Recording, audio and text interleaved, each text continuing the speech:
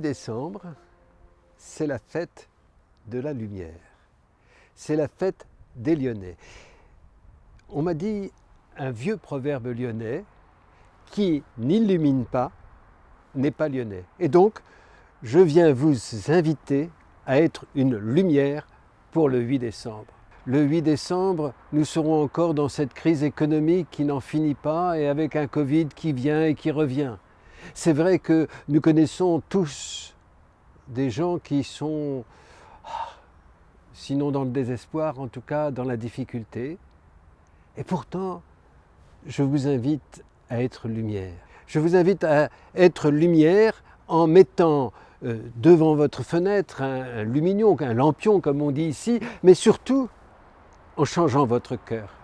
Je vous invite à être lumière par protestation.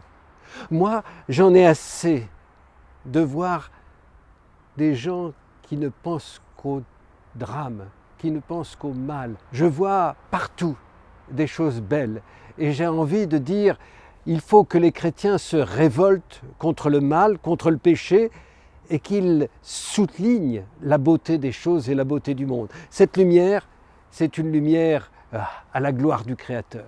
Je vous invite à faire de cette lumière un temps de solidarité. Dans ce monde, nous avons besoin les uns des autres.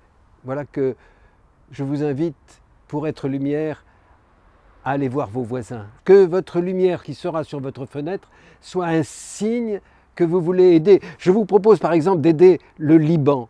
Il a vécu le 4 août dernier un drame épouvantable dans une situation économique épouvantable. Pire qu'un tremblement de terre, dans une situation où la guerre est aux portes, 6e guerre en 50 ans. Qui n'illumine pas n'est pas lyonnais. Si nous illuminons le 8 décembre, c'est à cause de Marie, de l'Immaculée Conception. Nous sommes là, au fond, pauvres, très souvent assaillis par l'idée de la grisaille. Et voilà que nous nous tournons vers elle avec confiance, parce qu'elle est, au fond, le signe de l'espérance. Oui, qui n'illumine pas n'est pas lyonnais. Je vous invite à mettre un lumignon, de mettre un lampion pour signifier votre espérance, pour signifier votre foi, pour signifier votre joie de croire.